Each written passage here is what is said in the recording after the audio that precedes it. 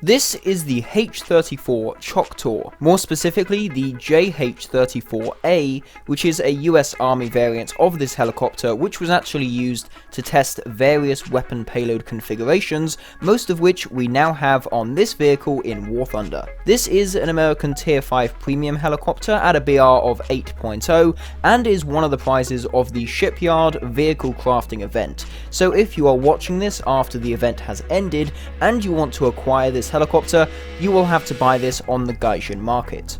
So to start off with the performance, this helicopter has a top speed of 177 miles per hour, although when you have your weapons loaded, you will usually max out around 140 to 150 miles an hour in level flight. The agility of the helicopter is also far from perfect. After all, it is a fairly big helicopter, powered by a radial engine, and it can become fairly unstable at times, especially when you lower the collective pitch.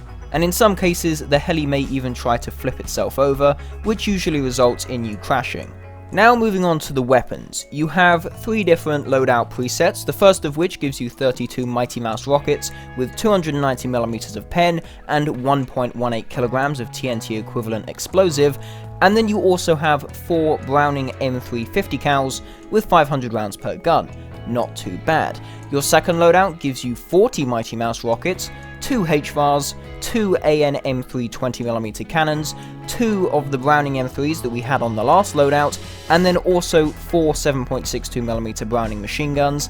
Overall, that is 42 rockets and 8 guns. This is my preferred loadout for ground pounding in helicopter battles, as, you know, you can use all of those guns to knock out soft targets such as AA guns, armored cars, those sort of things, and then you can use the Mighty Mouse rockets and the HVARs to take out enemy bases, medium tanks, and in some cases pillboxes. The third and final loadout that this helicopter has though is the one that I prefer to take into ground battles. This gives you a single AGM-12B Bullpup, which in this case is mouse guided and contains 63.5 kilograms of explosive mass.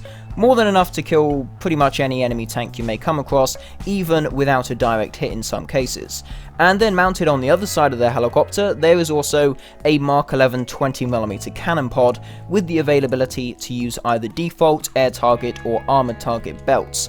Unfortunately though, at the time of making this video, the stat cards show the incorrect penetration values.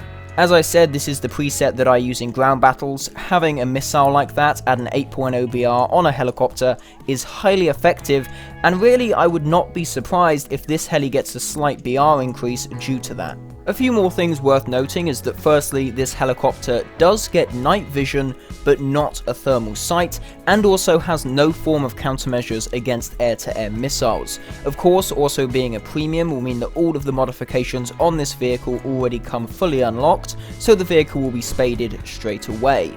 This helicopter also has a fully modelled cockpit, a thing that most helicopters in-game do not have. I believe apart from the 2 H-34s, the only other helicopter to have a fully modelled cockpit is the Mi-24 Hind. Now this vehicle can be used in a few game modes, ground RB and simulator, and then also in helicopter battles, also known as helicopter enduring confrontation. Today I will be playing in ground RB battles and also in helicopter battles, so no footage in sim for now. So to start off, we're going to go into ground battles. So this was actually my first ground battles game in the H-34, and I started off by taking off, flying to just off the side of the tank map, and sort of just going into a hover where I'm slowly moving just to make it tricky for SPAAs to hit me.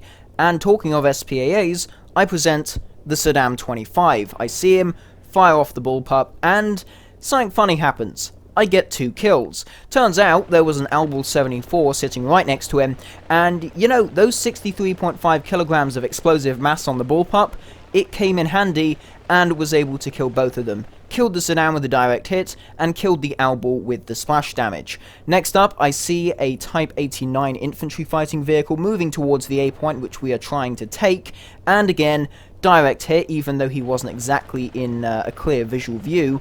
Got a direct hit, and that was him dead. So far, 3 kills there, with 2 of which were direct hits and 1 of which was splash damage. I then head back to the base, and of course, you know, the range on the bullpup isn't too bad. It's about 2.5 miles listed on the stat card, and that means you can actually fly just a short distance from your helicopter spawn, fire the missile, go back and land, and actually having only one of these missiles is not really a big limitation. Once I had rearmed, I went for an Italian tow launcher who was sort of camping out on the A point. I was able to kill him with the splash damage despite not getting a direct hit with the bullpup, and then I attempt to go back to the base, which doesn't happen because a Messerschmitt 410 attacks me. I am able to critical him using the Mark 11 20mm gun pod, although I then run out of ammunition because, you know, my aiming's not so good at this point due to it being my first game, and he then shoots me down. Not so good. But don't worry, there is a silver lining. I then spawn in the Bradley, and he crashes, giving my H-34 the kill credit, meaning that in the H-34 this game I got 4 ground targets and 1 aircraft, which I would count as an ace game. And we actually won the game. We were so close to losing, literally a fraction of our tickets left, and we were able to get the A point and hold it and just get that victory, which really I would say games like that are just the most satisfying games to win. So in this game, you are going to see the entire length of the game. Some bits will be sped up in interest of keeping it short, but you will see everything that I did during this match. Initially, flying up to just shy of the border of the tank map, sort of at a range where I feel I am still safe from enemy SPAAs or enemy tanks, but I can also see enemy vehicles fairly well, and I'm also well within range for the bullpup, so I know that anything I can see I can theoretically hit. It's then just a case of scanning around looking for sort of an optimum target that I feel I have a high chance of killing, and when I see that, fire off the missile, get the hit, head back to base. Now I see the A point. There's the guy who captured it, a little owl, and, you know, I don't actually need to directly hit him. The splash damage on the owl will do to kill him, so I fire the missile off, and I don't hit him. I hit just behind him, and the explosion kills him. That's my first kill, and then I head back to the base. And as you can see, I'm not actually too far from that heli base. It takes about a minute, maybe just under a minute, to fly back to that base, land, then I rearm, and then it's just a case of taking off and going in. And in actual fact, even basically hovering just above the heli base, I would be more or less within range for some parts of the tank map. I don't actually need to go as close as I did go. In this case, the second bullpup is used for this guy who's sitting on that sort of sniping spot. I hit him just above the engine bay, that goes in, sets off the ammo, knocks out the crew, all that kind of stuff, and that is him dead. That was an STB-1 Japanese MBT.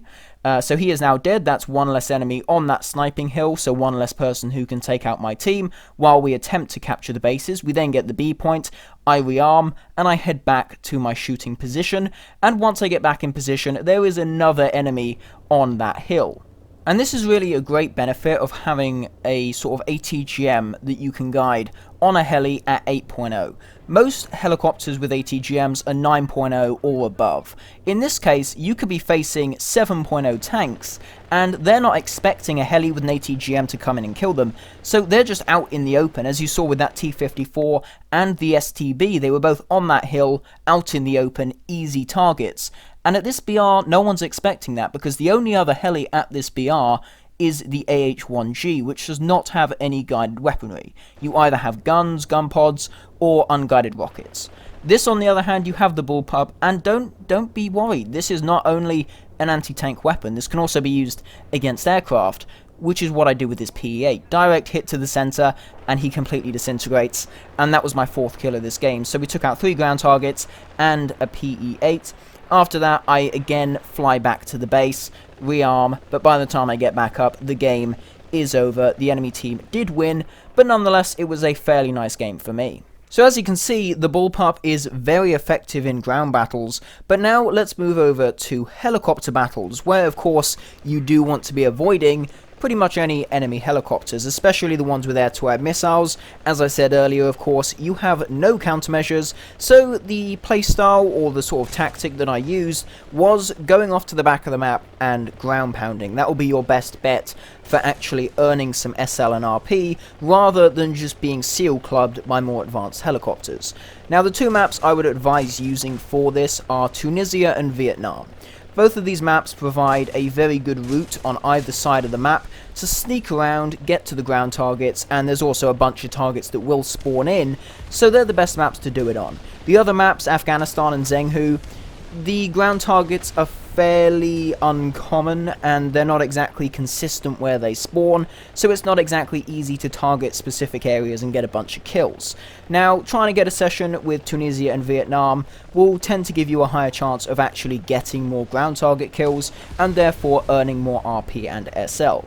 Now, sneaking down the side of the map to behind the enemy spawns tends to be where majority of the ground targets are. Keeping low also helps to stay hidden from enemy helicopters that may have AAMs, or just generally ATGMs, or even just more powerful guns. Now, in terms of attacking ground targets, I'm of course using the second payload. I have 42 rockets and 8 guns. I'm using the rockets to take down medium tanks and enemy bases, and then I'm using the guns to hit soft targets such as AA guns, light vehicles such as armored cars or AA trucks. And this is really the best way to use your payload to the fullest. Don't use rockets for stuff that you could kill with your guns, because then you can use the rockets to kill more heavy targets that will give you more of a reward. Now, the rewards for destroying targets in EC are fairly low, so you will want to destroy quite a few to guarantee a decent income of RP and SL. Generally, a few trips to and from the enemy ground targets will get you a decent amount of kills, and especially on Tunisia and Vietnam, the ground targets not only spawn over and over again in the same places, but there are also quite a lot of them spawning, so it's quite easy to get a bunch of kills. When going closer to enemy helicopters, you tend to end up being killed by a missile due to your lack of countermeasures, although if you can actually hit the missile with your guns, you can on occasion shoot it down before it hits you, although this is not exactly a consistent way to deal with AAMs. I did also try using the Mark 11 gun pod and the Bullpup. The gun pod proved to be relatively powerful against lighter helicopters, but the Bullpup was fairly tricky to use due to the massive amount of smoke it emits when it's in flight. This makes it very difficult to accurately hit the target, because in most cases you can't actually see the target. Well, there we go, the H-34 on the American helicopter line. Overall, a decent vehicle. The 8.0 BR mixed with the use of the Bullpup makes it an absolute joy to fly in ground battles, even though some SPAA and aircraft can still take you down on occasion if you're not careful. You don't have to face up to SAMs, which is quite nice. This does make flying the H-34 in ground battles a much more fun experience than flying some of the higher rated helicopters. Moving over to heli battles, you will be easily killed by pretty much any enemy helicopter, so sneaking around and ground pounding is, in a way, the safest tactic you can take. It will provide a decent amount of RP and SL really, depending on which map you get and then how long the game lasts, but I actually found that ground battles was the best way to earn more RP and SL over the sort of set amount of time an EC game would take. Obviously, in the time it takes to do a single full enjoying confrontation match, you can do multiple ground games because those games go on for quite a while. You can do way more ground games, and due to the fact that instead of killing sort of low reward ground targets, you're actually killing players in their vehicles on the ground, you will earn much more RP and SL from playing ground battles. So that's what I did find. Playing ground battles will make you much more RP and SL over a set amount of time, as the effectiveness in these battles is just much better. Now, you know, this heli will provide a decent backup for 8.0 American vehicles in ground battles, like the Bradley, for example, or if you have premiums, maybe the Magar 3 or the T-54E1, and they're also at the Magar's at 7.7 BR, the T-54E1's at an 8.0 BR, the Bradley is also at 8.0, so I think this will be used as a backup vehicle. But then again, when I played the vehicle in this video, I was taking it out first and still getting some very nice games, so I think this is going to be, if it stays at this BR, a highly effective vehicle that actually is worth the current grind for this event, despite how bad the grind is. I have actually been pleasantly surprised by just how effective this helicopter is, and I will certainly be grinding it out myself so that I can actually keep it once my test drive ends, because I actually really enjoy playing it, and if it does stay at this BR, it will likely be something I will play a fair amount. Anyways, thank you very much for watching. If you did enjoy, please consider dropping a like, maybe even subscribe to the channel. If you do, that would be massively appreciated. Thank you again for watching, and I will see you in the next one.